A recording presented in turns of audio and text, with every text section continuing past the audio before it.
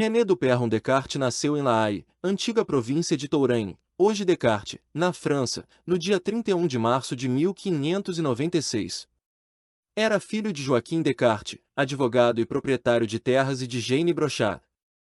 Seu pai possuía o título de escudeiro, primeiro grau de nobreza. Era conselheiro do parlamento da Bretanha. Um ano depois de seu nascimento, ficou órfão de mãe. Com 8 anos, Descartes entrou para o colégio dos jesuítas, Royal Henri-le-Grand, estabelecido no castelo de La Flèche.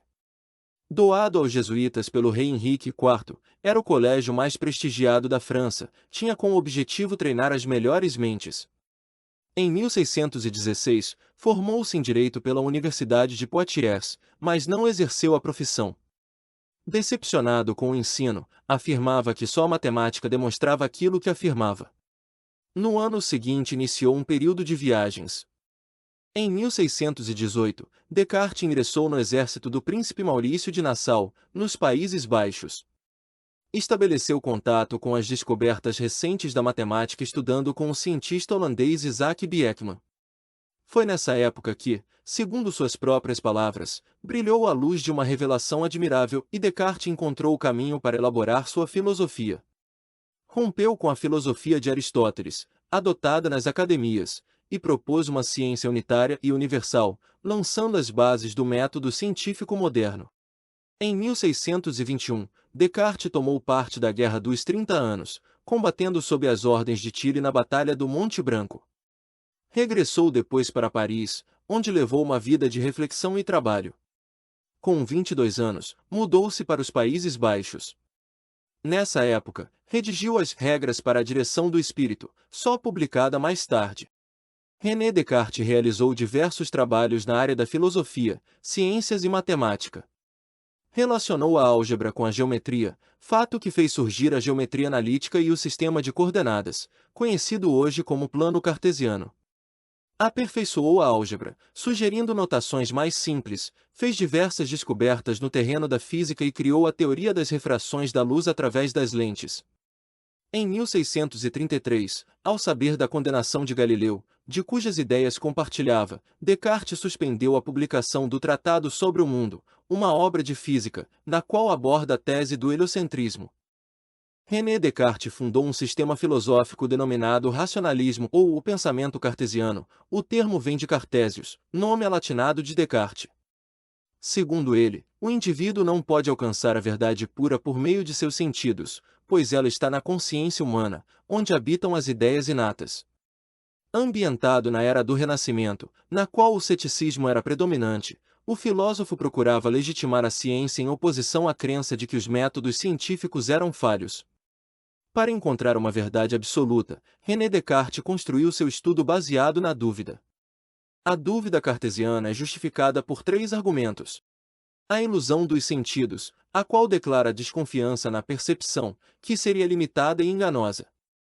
A falta de distinção do que é correto e do que é produto fantasioso. A existência de um gênio maligno, cuja ideia consiste na possibilidade de haver um ser poderoso e malévolo, que dedicava suas energias a enganar as pessoas. A principal obra de Descartes, O Discurso sobre o Método, é um tratado matemático e filosófico, publicado na França em 1637 e traduzida para o latim em 1656, na qual apresenta o seu método de raciocínio. Todo esse método, contudo, reside em 4 regras para se chegar ao conhecimento. 1. Nada é verdadeiro até que venha a ser reconhecido como tal. 2. Os problemas precisam ser analisados e resolvidos sistematicamente. 3. As considerações devem partir do mais simples para o mais complexo. 4. O processo deve ser revisto do começo ao fim para que nada importante seja omitido. Na primeira regra, como obter a certeza?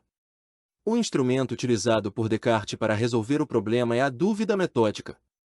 De acordo com esse princípio, ele questiona todos os seus conhecimentos, inclusive a sua própria existência. Em toda dúvida existe algo de que não podemos duvidar, a própria dúvida, isto é, eu não posso duvidar de que estou duvidando. Mas a dúvida, prossegue Descartes, é um pensamento, meu pensamento, e eu não posso pensar sem existir. Portanto, posso ter firme certeza, penso logo existo. Eu sou, em última análise, uma substância pensante, espiritual.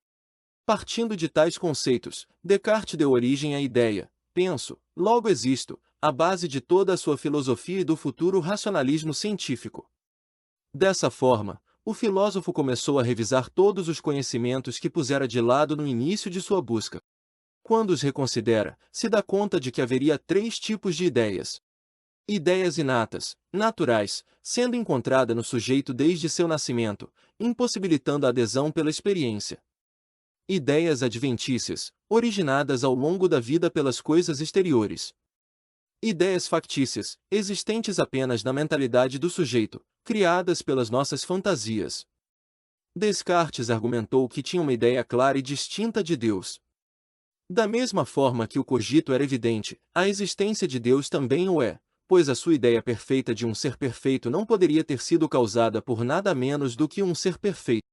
Em 1641, Descartes publicou Meditações sobre Filosofia I, que encontrou forte oposição nos meios holandeses.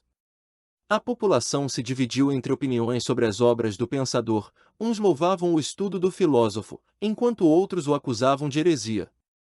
Em 1649, já com uma saúde frágil, Descartes foi convidado para trabalhar como instrutor da rainha Cristina da Suécia.